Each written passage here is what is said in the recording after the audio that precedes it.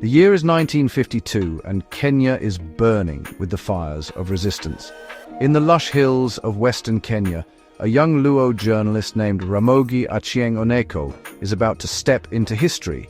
He is neither Kikuyu nor Meru, yet he will be swept up with Mau Mau leaders and tried as a conspirator in a trial that will galvanize the nation. He will be imprisoned without understanding the charges against him. He will later serve in the first independent government, break ranks to join the opposition, be detained again, and return decades later to champion multi-party democracy. His life is a dramatic arc stretching from colonial oppression to modern pluralism. This is the story of Kenya's multi-ethnic freedom struggle seen through the lens of one of its overlooked heroes. Ramogi Achieng Oneko was born in 1921 in Tienga village, in Uyoma location, in what is today Siaya County. He grew up along the shores of Lake Victoria among the Luo people, learning to fish and tend cattle, but also learning that colonial rule treated Africans differently. His father, a minor chief, ensured that Ramogi attended mission schools. The education gave him a tool that many of his peers lacked, literacy in English, but it also opened his eyes to injustice. After completing school, Oneko worked as an assistant at the East African Standard, one of the colony's newspapers, before striking out to edit his own Luo language newspaper, Ramogi. In the pages of that paper, he championed self-reliance, criticized unfair taxes, and reminded Luo readers that they shared the same grievances as Kikuyu, Kamba, and Meru farmers. In 1946, the veteran nationalist Harry Thuku helped form the Kenya African Union, KAU, to fight for land rights and political representation.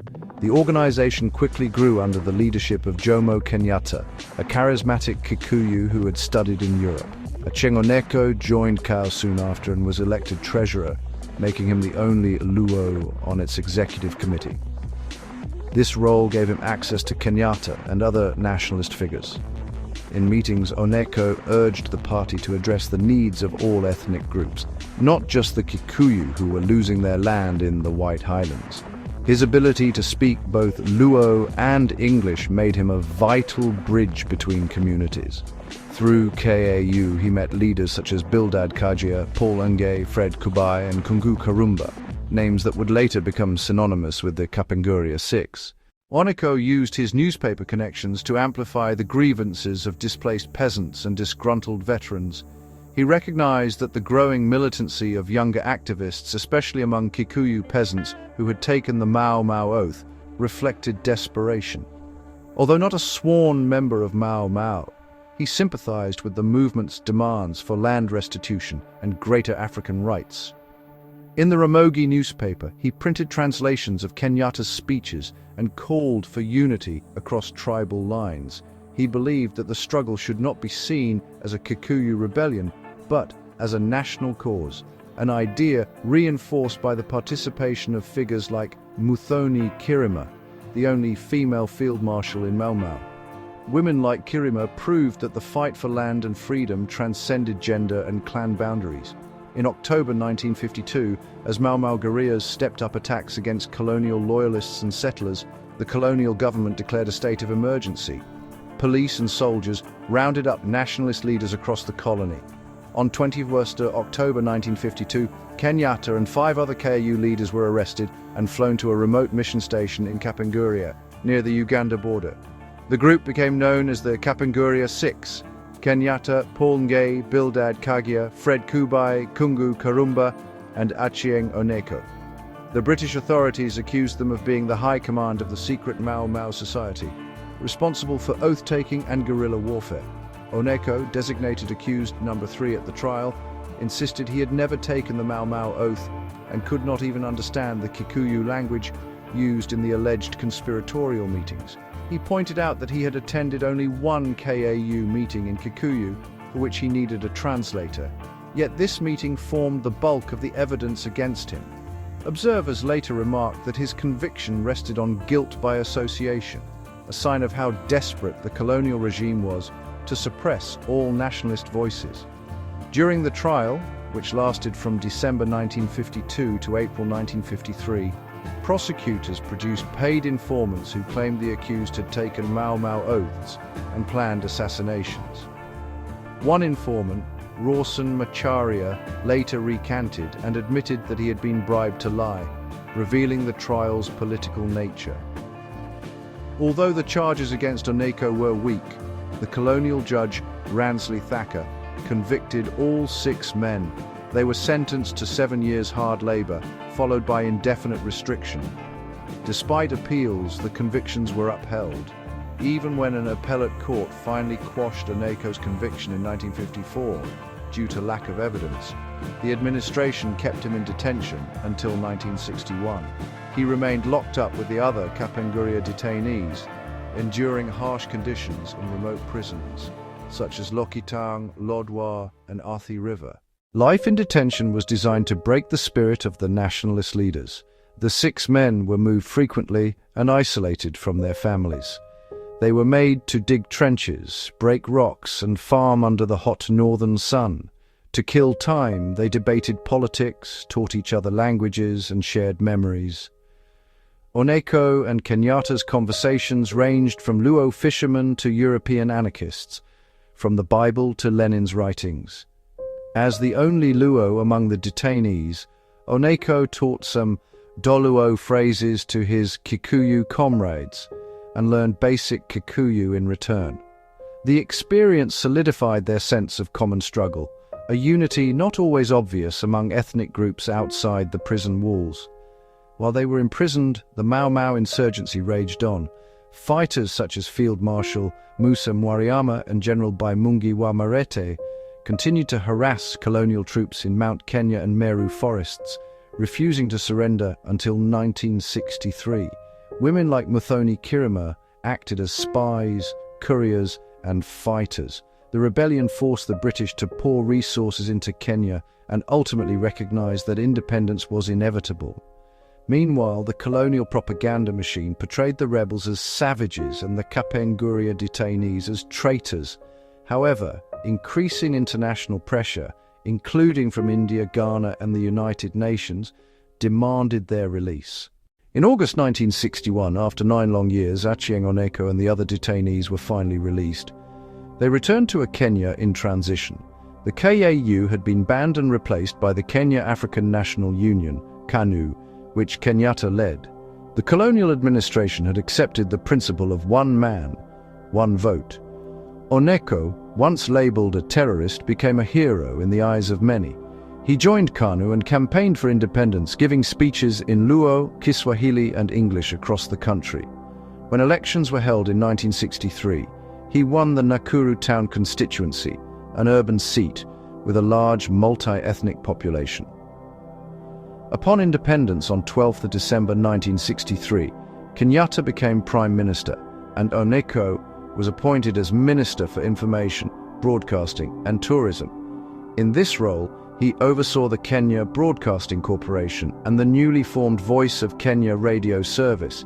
He advocated for programming in multiple local languages and encouraged the media to reflect Kenya's diversity. He also promoted tourism, emphasizing that Kenyans must benefit from visitors by protecting cultural sites and wildlife. However, his tenure was short. In 1966, disillusioned with Kenyatta's authoritarian tendencies and land policies favoring elites, Oneko resigned from the cabinet. He joined Jaramogi Oginga Odinga's new party, the Kenya People's Union, KPU, which called for socialism, land reform, and a more equitable distribution of power.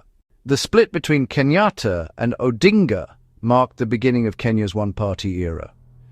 The ruling KANU accused the KPU of communist sympathies and declared it illegal after a bloody confrontation in Kisumu in 1969.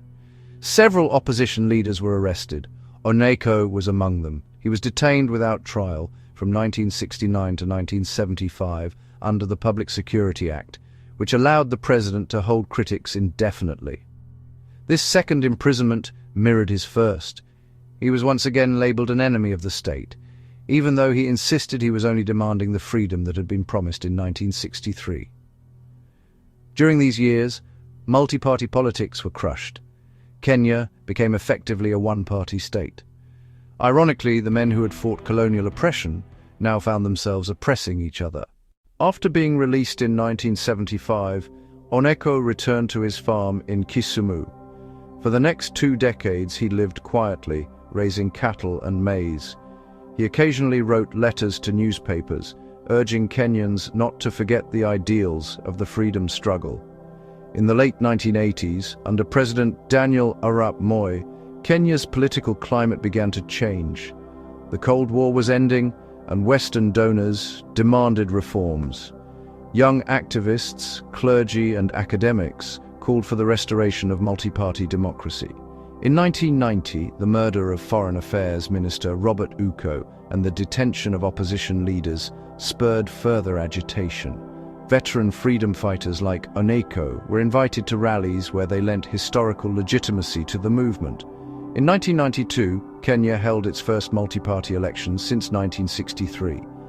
Achieng Oneko, now in his 70s, ran for parliament in Rarieda, his home constituency, on the Ford Kenya ticket. He won, beating candidates half his age. In parliament, he pressed for constitutional reform, free speech, and an end to ethnic politics. He also sought recognition and compensation for former Mau Mau fighters and Kapenguria detainees. This period of his life reaffirmed his dedication to pluralism.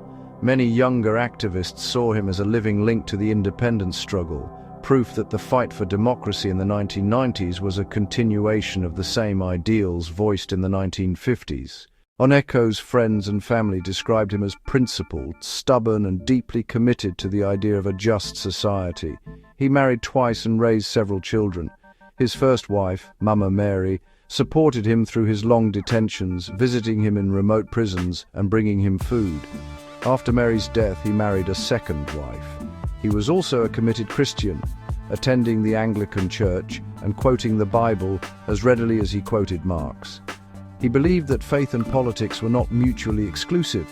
One could fight injustice and still love one's enemies. Humor was one of his coping mechanisms.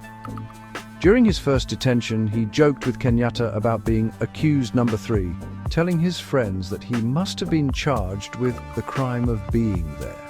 He would later laugh about his poor Kikuyu. "I learned Kikuyu in prison, but only enough to say I am innocent." His dry wit masked the trauma of incarceration, but it also endeared him to colleagues. He was sometimes teased for his pipe smoking and his insistence on wearing a tie even when visiting his farm. In 2007, at the age of 87, Ramogi Achieng Oneko died peacefully in his sleep. He was the last surviving member of the Kapenguria Six. His death sparked national reflection on Kenya's independence journey. Leaders from across the political spectrum, including President Mwai Kibaki, Raila Odinga, and former President Moi, attended his funeral in Rarieda. They praised his courage and humility. Kibaki referred to him as a true hero of our nation, while Odinga called him a father of multi-party democracy. Even critics acknowledged that Oneko had sacrificed years of his life for the ideals of freedom. Today, streets and institutions bear his name. The Achieng Oneko Road in Kisumu and the Oneko Social Hall commemorate his contributions. Scholars write about his cross-ethnic role in the independence struggle. Yet his story remains less known than those of some of his contemporaries. This may be because he came from outside the Central Highlands, or because his political life was defined by both collaboration and opposition. Whatever the reason, Oneko's legacy illustrates that independence was won not by one tribe or one person, but by a coalition of Kenyans, Kikuyu, Luo, Meru, Kamba, Kalenjin, and many others, who saw beyond ethnic lines.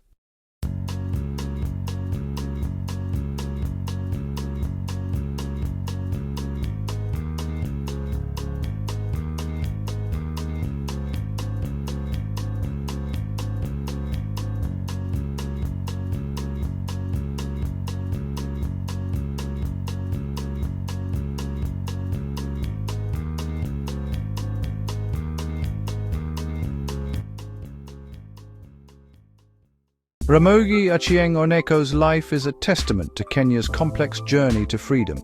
As the lone Luo among the Kapenguria Six, he bridged communities and championed a multi-ethnic nationalism. As a journalist and treasurer, he gave voice to Mau Mau grievances. As a detainee, he suffered unjust imprisonment and refused to betray his comrades. As a cabinet minister and later an opposition figure, he fought for democratic ideals. His story reminds us that true independence demands inclusivity, justice, and ongoing vigilance.